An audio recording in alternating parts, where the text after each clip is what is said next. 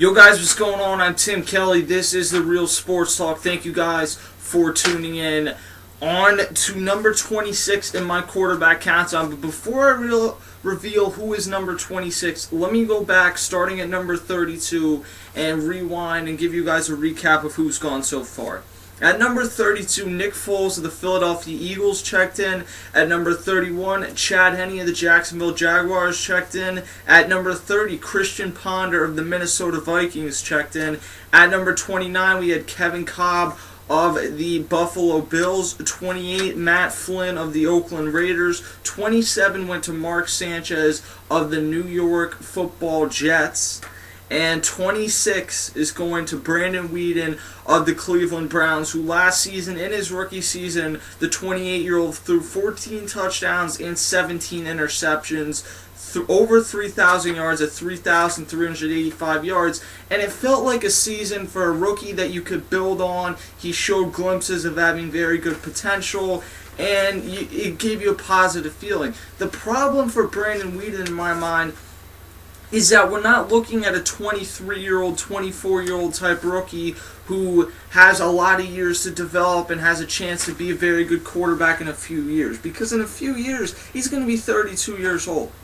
He needs to develop rather quickly because he's 29 years old, because he played professional baseball for a while, then went back to the college ranks to play at Oklahoma State with Justin Blackmon, and finally was drafted and made his debut in the NFL last year.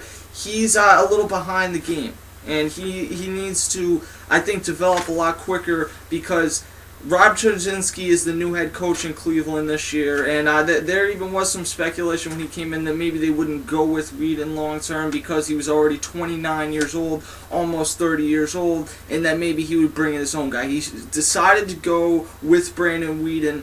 And I think the thing that Brandon Weeden has going for him this year is that Trent Richardson, while he showed some very good glimpses of what he can be, he didn't have a great season last year. He ran for 950 yards in 15 games. I think a lot of people anticipate he's going to be one of the breakout stars this NFL season. So I think that takes a lot of the pressure off of Brandon Weeden to feel like he needs to win the game. Josh Gordon and Greg Little in the receiving core, I think a lot of people like Josh Gordon a lot, and I like Greg Little a lot too, for that matter. I think they're both underrated wide receivers. I think we see Josh Gordon go over 1,000 yards for the first time in his career this year, and Greg Little's probably a 600-700 yard receiver. So he's surrounded with a fairly good arsenal of weapons. I like his offensive line, led by Joe Thomas, and Rob Chudzinski comes in from Carolina, where he had been coaching Cam Newton, so he's familiar with coaching a younger quarterback. The thing that I like about Chudzinski is that Cam Newton last year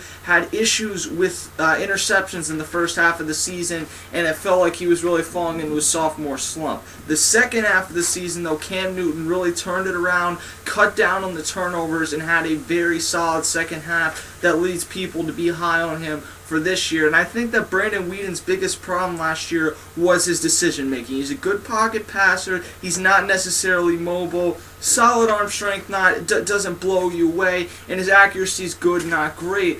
I think he can make better decisions. He threw too many interceptions for my liking last year, and if he's able to cut down on those interceptions, mix that with the development of Josh Gordon, of Greg Little, of Trent Richardson, you can certainly see why people feel like the Cleveland Browns are a dark horse team this year. That and the fact that they added a defensive guy like Paul Kruger. You look around their division, and the Ravens are not going to be what they were last year. I'm not sure they're going to fall as far as people think. The Steelers are the team, in my mind, that people really don't realize how mediocre the Steelers are going to be this year. The Bengals are a really good football team. I mean, you're not looking at anyone in this division that's going to be an easy victory by any means, but I don't think it's as hard a division as it was a year ago. The Ravens' defense is going to look completely different. The Steelers' defense is going to look different. Still has a bunch of injuries to it, and they have some aging.